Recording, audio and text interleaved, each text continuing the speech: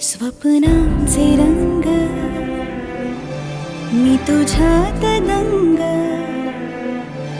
उरे बाकी काय तुझी साथ संग असताना.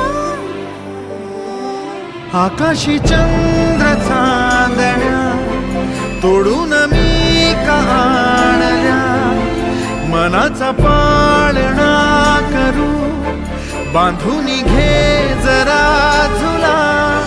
डोळ्यात तूच साजणी सुखाचा स्पर्श तू नामा, तुझ्या विना उरेन अर्थ जीवना.